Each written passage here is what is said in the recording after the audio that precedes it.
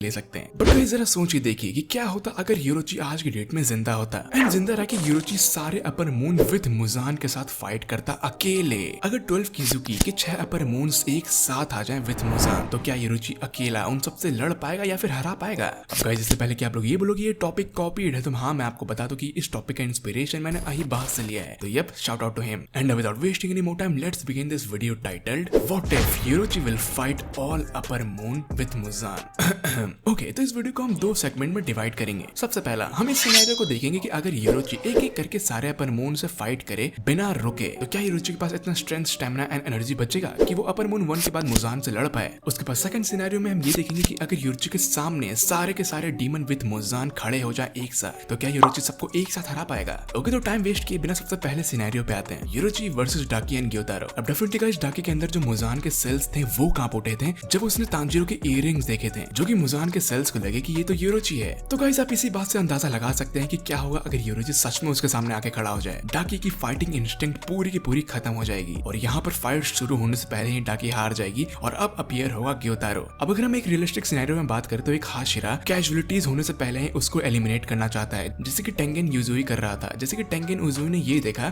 कि डाकी के अंदर से कोई और डीमन निकल रहा है तब उसने ट्राई किया कि वो उसका सर उसी वक्त काट देगा। यूरोची भी कुछ ऐसा ही करेगा एंड सबसे रियलिस्टिक सिनेरियो में यूरोची ऑन द स्पॉट ग्योतारो का सर काट देगा। बट चलिए ये सोच लेते हैं कि हाँ ग्योतारो उस वक्त बच जाएगा बट स्टिल ग्योतारो ज्यादा टाइम तक सरवाइव नहीं कर पाएगा। हालांकि यूरोची, डाकी एंड ग्योतारो दोनों का सर एक एक दो बार काट देगा लेकिन बाद में उसे ये रियलाइज होगा कि इन दोनों का सर एक साथ काटना है और हाँ ये करने में यूरोची को ज्यादा टाइम नहीं लगेगा क्योंकि हम ये बात भूल रहे हैं कि डाकी तो बिल्कुल ही गिर चुकी है, लड़ खाली ग्योतारो रहा है एंड अल्टीमेटली बिना किसी डिफिकल्टी के साथ यूरोची इन दोनों को ही हरा देगा। Upper moon 6 eliminated. But guys यहाँ पे सिर्फ एक ही अपर मून एलिमिनेट हुआ है, यूरोची के सामने अभी 6 और एनिमीज बाकी हैं। अपर मून 6 के एलिमिनेट होते ही अपर मून 5 की एंट्री होती है यानी कि ग्योको की। अब डेफिनेटली ग्योको कैसा भी हो था तो वो आर्टिस्ट बट बेकार आर्टिस्ट। अब वो अपने आर्ट को यूरोची के सामने प्रेजेंट करने का ट्राई करेगा। जब तक वो ऐसा करेगा यूरोची उसका गला काट देगा। बट हाँ हम ये सिनेरियो मान लेते हैं कि ग्योको ने यूरोची को उस बबल वाले प्रिजन में फंसा दिया है तो क्या यूरोची उससे बाहर निकल पाएगा? इसका जवाब है हाँ। अब हम ये बात नहीं भूल सकते कि म्यूचुरो को जब डीमन स्लेयर मार्क आया था तब म्यूचुरो ने एफर्टलेसली ग्योको को हरा दिया था, एफर्टलेसली। एंड आई गेस ये स्टेटमेंट काफी होगा ये प्रूव करने के लिए कि यूरोची के सामने ग्योको कुछ भी नहीं है। ग्योको को मारते ही अपर मून 4 की अपीयरेंस होगी यानी कि हेंटेंगो। डेफिनेटली गाइस फाइट स्टार्ट होने से पहले यूरोची ये सेंस कर लेगा कि ये बॉडी एक्चुअली में अपर मून 4 की है ही नहीं। अपर मून 4 तो कहीं छुपा हुआ है किसी छोटी बॉडी में एंड अपर मून 4 हेंटेंगो के ये चारों फॉर्म से समझ जाएंगे कि यूरोची को हराने के लिए इसको अपने ट्रू फॉर्म में आना पड़ेगा। अब बस हम ये देख पा रहे थे कि अपर मून 4 के ट्रू फॉर्म में मित्सुरी किस तरीके से फाइट कर रही थी। इसके वुडन ड्रैगन्स को काटना बहुत ज्यादा मुश्किल नहीं है एंड मित्सुरी थोड़ा बहुत डैमेज इसलिए खाई थी क्योंकि उसको पता नहीं था कि इसकी बॉडी कहीं और है, लेकिन यूरोची को ये बात पहले से ही पता है तो वो इस बॉडी को बिल्कुल ही ऑब्लिटरेट कर देगा एंड अगले ही सेकंड वो रियल बॉडी का भी गला काट देगा बिना किसी सेकंड ट्राई के। आखिर हम यहाँ बात यूरोची की कर रहे हैं। इसके बाद तुरंत अपीयर होगा अपर मून 3। अब हाँ गाइस यहाँ से बैटल थोड़ी सी ट्रिकी साबित हो सकती है। ऑफ कोर्स आफ्टर ऑल यूरोची भी एक इंसान है, उसको भी चोट लग सकती है, उसको भी दिमाग लगाना पड़ेगा एंड अल्टीमेटली अकाजा का सर काटते ही अकाजा तुरंत नहीं मरेगा क्योंकि ऑफ कोर्स हमने ये मांगा में देखा है कि जब तांजीरो एंड ग्यू अकाजा का सर काट दिए थे तो भी अकाजा अपना सर रीजनरेट कर रहा था,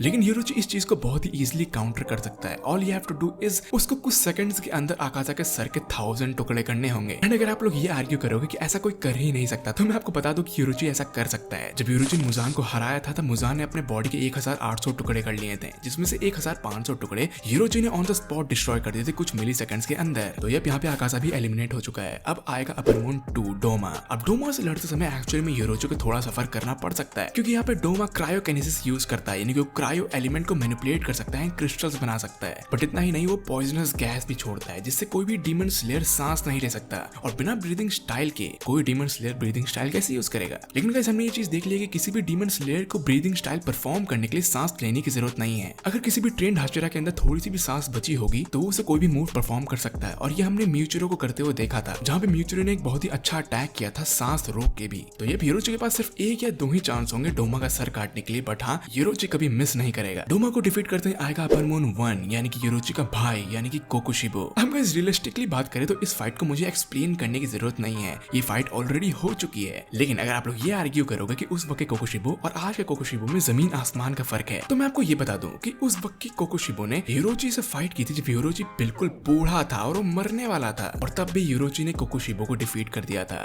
आज की डेट में तो हम प्राइम यूरोची की बात कर रहे हैं जब यूरोची जवान है। तो यब गाइस यूरोची एक्चुअली में अपर मून 1 को एक शॉट में हरा देगा बिना किसी डाउट के एंड एंड फाइनली यहाँ पे आएगा मुजान। डेफिनेटली गाइस इस वक्त तक मुजान की पूरी तरीके से फटी होगी, मुजान का एक एक सेल कांप रहा होगा और उसको लोग धक्का देके भेज रहे होंगे कि जाओ लड़ो भाई। लेकिन गाइस इस फाइट का अंजाम भी हम जानते हैं एंड हमने देखा भी है, योरोची ने मुजान को वन शॉट कर दिया था। और अगर आप लोग फिर से आर्ग्यू करोगे कि भाई ऐसा थोड़ी होता है, उस वक्त शायद मुजान रेडी नहीं होगा, तो मैं आपको बता दूं कि मुजान उस फाइट के बाद योरोची कभी सामने आया ही नहीं। मुजान की फटती थी योरोची से, वो जानता था कि अगर वो कभी भी योरोची के सामने आया तो योरोची उसे मार देगा एंड अभी भी ऐसा ही होगा। बट लेट्स सपोज कि इस बार मुजान थोड़ी प्लानिंग के साथ आया होगा, वो थोड़ा बहुत काउंटर अटैक्स कर भी लेगा, लेकिन कब तक? योरोची अपने 12 फॉर्म बार बार स्पैम करता रहेगा जब तक मुजान मर ना जाए। अल्टीमेटली योरोची इस फाइट का विनर होगा। लेकिन ऑफ कोर्स मुजान से लड़ते समय इस बार योरोची काफी ज्यादा थक चुका होगा, क्योंकि वो इस बार 6 अपर मून से लड़ा है लगातार नॉन स्टॉप। लेकिन फिर भी हम यहाँ बात योरोची की कर रहे हैं। एक्चुअली में योरोची ओवर पावर्ड बीइंग है, हाँ मैं थोड़ा बहुत उसके लिए बायस्ड भी हूँ। लेकिन गाइस अगर आप लोगों ने अभी तक इस वीडियो को यहाँ तक देख लिया है तो इसका मतलब ये है कि आप लोग इस वीडियो को एंजॉय कर रहे हैं। एंड अगर आप लोग इस वीडियो को एंजॉय कर रहे हैं तो ये तो कहना गलत नहीं होगा कि आपने इस वीडियो को लाइक कर दिया होगा, है ना? कर दिया है ना?